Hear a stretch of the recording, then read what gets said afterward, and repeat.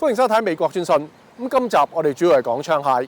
好多美國人認為擁有槍械係一個無可爭辯嘅權利嚟㗎。我哋嘅記者多哈爾最近採訪咗一名大學教授，佢希望能夠為有關嘅爭議尋找一個理性討論嘅機會。My views on guns are complicated.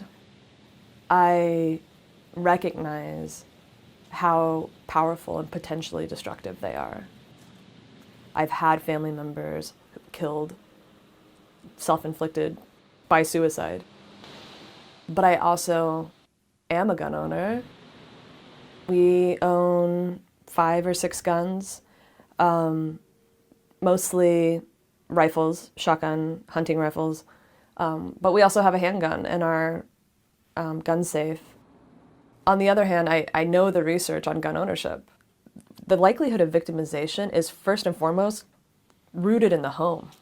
You're much more likely to harm yourself or others with a gun than you are to ever use one in self-defense. There's this really simplistic way of thinking about guns often, which is people are anti-gun or they're pro-gun. We like to imagine that this is a simple phenomenon in the culture, that you own a gun and so you have all of these different attitudes and you must have these different ideas, and that just isn't true. When you focus just on the political level or the gun lobby level, people are very entrenched in their positions. They're either pro-gun adamantly or they're anti-gun adamantly, and nuance gets completely lost.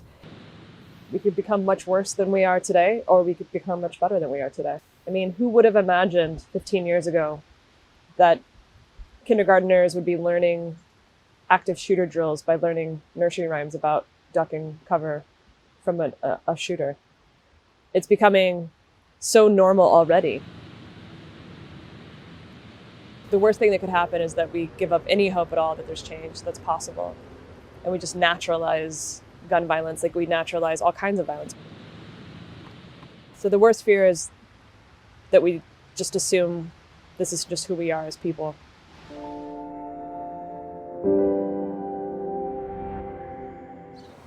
美國近年發生嘅多宗校園槍擊案，重新引起咗有關擁槍權利同埋校園安全嘅辯論。下邊嘅記者沃赫拉嘅報導。19 students, 2 adults. I was physically sick. My thoughts and prayer goes out to the parents and the society in large in that town. It's a mix of sadness and also getting more afraid as time goes by. When you have children in school, when you have children in events and things where this type of thing happens, it just feels a lot more at home because you now know what those parents are feeling. With increasing violence because of gun shootings, if that is getting worse and worsening with time, I have to think about safety of my kids while going to school. Can I try this now?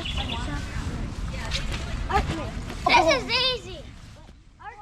The next day, of course, I was very teary, sending them off, to go to school with their dad, to get the school bus, and then just wanting to wrap my arms around them and tell them have a good day. And we have this fear now, or we always have, but it's always, I guess, heightened when something like this happens. We send our kids to school or they're gonna come back. When we're at recess, then we heard something. We can do simple things. We don't have to take guns away from people in general. We can do the screening for mental health. We can raise the age. We cannot have them have access to semi-automatic weapons. We need to do something. Right now it's a big story. Next week maybe. The week after that, I don't think so. There has been an attack on the very fabric of the notion of freedom, which has been taken too far, which all can be solved if we all can come together and do the right things as a community, show leadership and uniting the people. I'm actually angry about it at this point. The 5 stages of grief: hopelessness, sadness, despair, bargaining, anger. And I am angry that 6 and 8-year-olds who are innocent, who love life, who want to go to school and play with their friends, and that is their safe place, And these guns are literally jeopardizing their futures. And it's not hard. It's not hard what we're asking. None of it is hard. It is simple. We could do this tomorrow if we just had the courage. 多謝收睇美國專訊，下次節目時間再見。